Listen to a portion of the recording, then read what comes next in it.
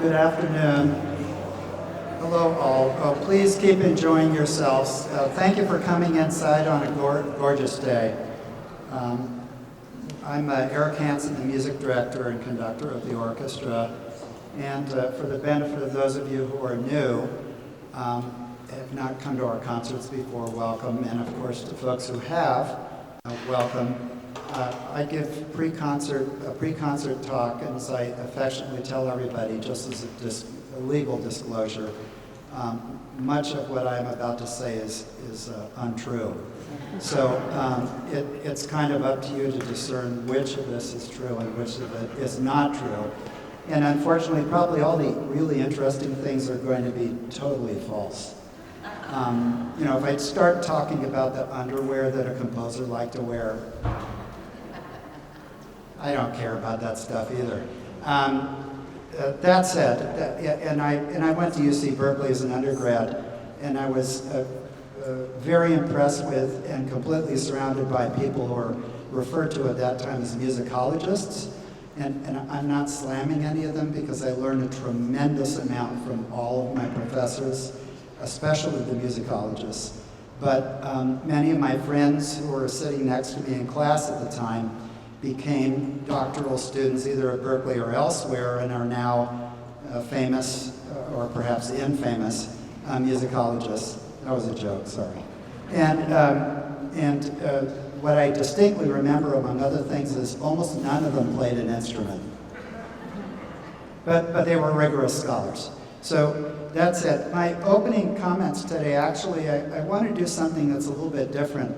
I tend to talk about the three specific pieces in as much detail as I can in 10 or 15 minutes, and then during the concert I give very, very brief comments before each of the three pieces.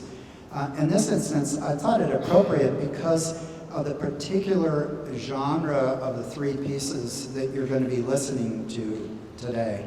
That even though they're all 19th century works, they're a pretty good cross-section of the very different types of orchestral music that has passed into being, so to speak.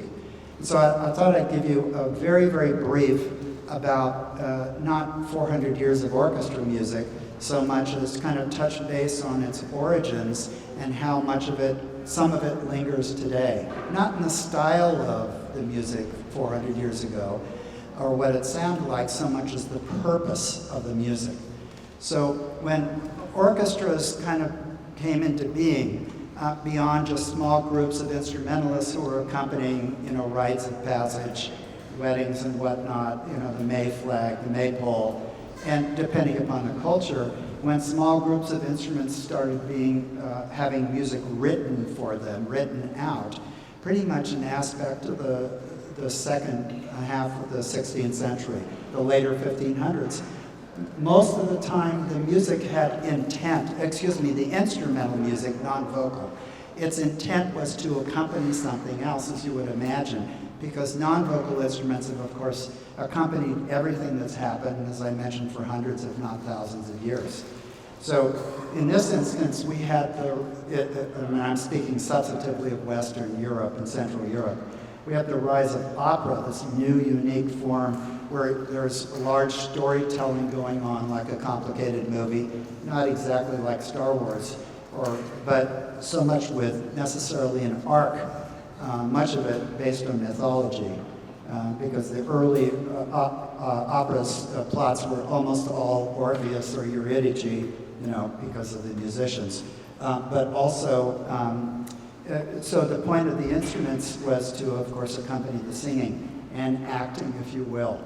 And so the music was accompaniment, as I mentioned, and the purpose was just to accompany someone singing an aria. The non-operatic music, and also I should say non-religious music, was, in other words, masses and whatnot, that was played by orchestras. The orchestras of the early 17th century was substantively music that was influenced by dance music. And I don't mean it was music to be danced to. so much as dance music, although there were pieces, of course, quite a bit of the French music written by the early Baroque composers and later Lully and Rameau was music that was meant to be used at court to accompany people who were dancing.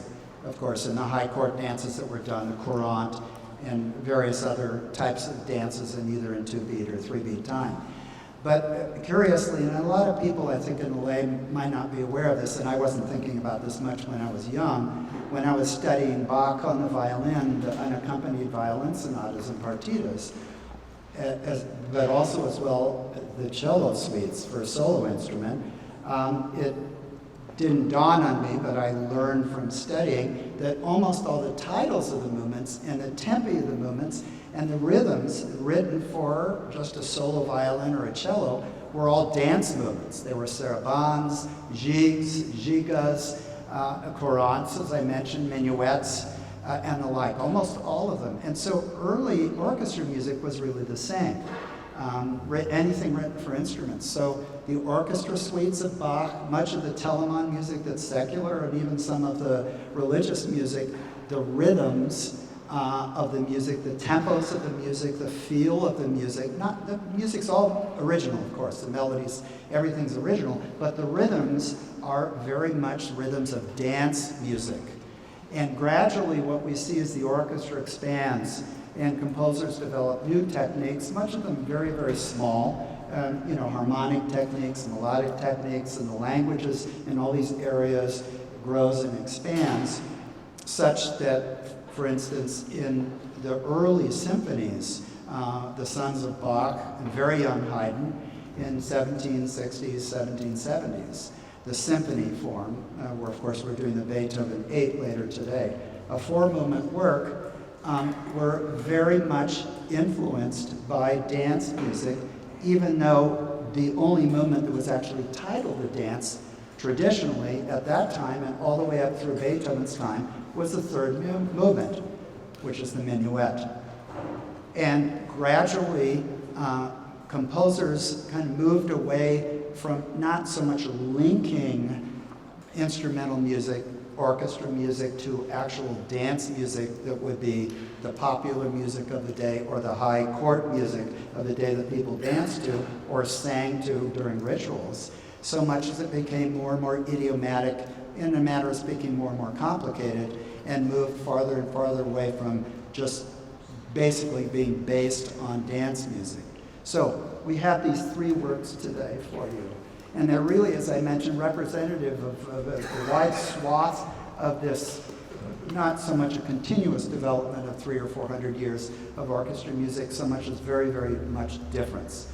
The second piece on the program, the Lachian dances of Janacek, are all actually dances based on original folk songs in Eastern Europe, an area in and around where Janacek grew up, Czechoslovakia, and specifically Lachian dances.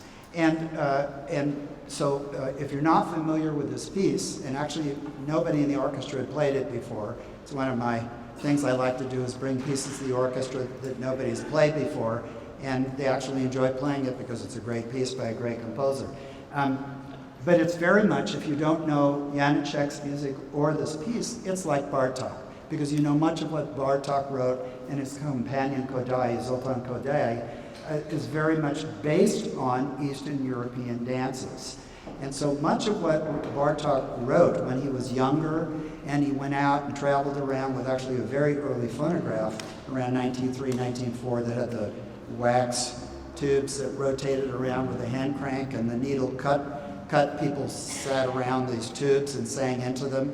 They looked kind of like reverse speakers or cornucopia, and sang into them, and he took these home and had them fired and turned into what were the original records, which were these kind of orange juice can-sized, in a sense, music boxes. Those little things that turn around, that little metal spikes on them and turn metal little pitches, and then could listen to them.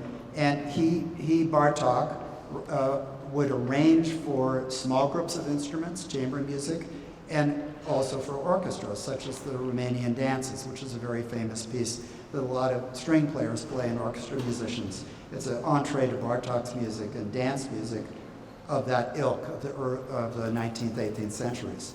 So the Lachian dances is a good example of this. So what you're going to hear is you're going to hear music that people sang. There are, of course, traditional lyrics to these in the language. And they were singing about different aspects of life. One of the songs is about a blacksmith. One of the songs is about sawing wood, firewood for the winter. They're very, very functional. And not functional, but they're very much storytelling, just like a nursery rhyme would be, or a song of the folk, a song of the people. In this instance, as composers have done for centuries, Janacek took the original songs, the folk songs, and set them for full orchestra. So you don't hear the words, and you could either get a sense of what the song's about if you read program notes, or just enjoy the fact that all of the rhythms, all the harmonies, and to a certain degree the dissonances, which are very much evident, even back in the early 19th century, while Beethoven was composing folk music in Eastern Europe, was very dissonant sounding and very striking to the ear. So you're going to hear this in this piece. The first piece on the program by Claude Debussy is almost composed at the same time, early 1890s. They're within a few years of each other, the two composed these pieces. In the instance of Debussy's piece, it's a piece which is about as far away from folk music as you could possibly imagine. It's music which, if you want to call it simply put, is program music. So when you close your eyes and listen to the afternoon of a faun, you can see this kind of mythical character slowly moving through a forest and interacting with other creatures, responding to its natural habitat, and enjoying what's going to be an afternoon in the forest during its life. And so much of it, as there would be in the painting of the period, especially earlier, I should say, by such as artists as Monet, sometimes Debussy is called impressionistic, and it's not necessarily correct, but for most of us, you're going to hear a lot of blurring aspects as if the background, the clouds are passing, and the character kind of moves through this different landscape, if you will, of the forest, coming out of the forest and then back into the forest, into its kind of hidden habitat, so to speak, and enjoying this brief vignette. And so there's much subtlety and nuance in the music. It's very fluid and almost wave-like. And as probably many of you know, in fact, the one piece that Debussy wrote that probably comes closest to a symphony, he was not a symphony composer. By his time, he was thinking elsewhere than the traditional symphony that starts in the 1770s and runs right through Beethoven, early 1800s, all the way to Mahler, late 1900s and early 20th century. At this period of time where many composers, most who write for orchestra compose, write symphonies, like the one we'll do later. But Debussy only wrote one piece very similar to a symphony, and it's called La Mer, the sea, the ocean. And although it's in three separate movements, its structure, the nuance, the colors, the harmonies have nothing to do with Beethoven or Brahms, who's composing just a decade or so earlier his Fourth Symphony. And then finally in the program we have an example of the symphony when the orchestra has pretty much left its role, entirely I should say, left its role as an accompaniment in having its own freestanding, own type of composition. So it's not accompanying singers who are singing about life, about our culture, about our people, or accompanying dances, or even being used to back up opera.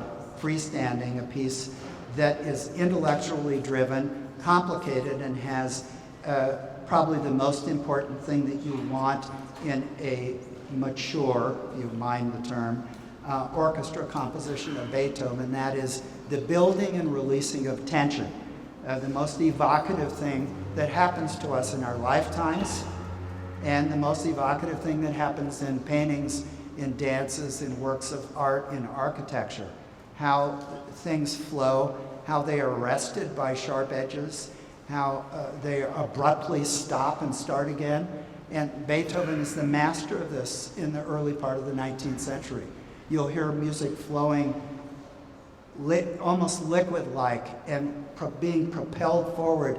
And here and there, in very critical places, it will absolutely come to a stop. And the listeners of the day were probably pulled out of their seats. Watch out, you don't want to hurt yourself. This is a very hard floor. And Beethoven will do this, and this is something that, of course, doesn't happen in dance music or songs. Oh, they can stop once in a while, Beatles songs, but here, there are all these techniques that are extracurricular for the orchestra accompanying something else, a cultural work of the people. And so we'll bring this to your attention, of course, as we play these very, very different genres of works, although, as I said, they're just really less than a century related. Enjoy the concert.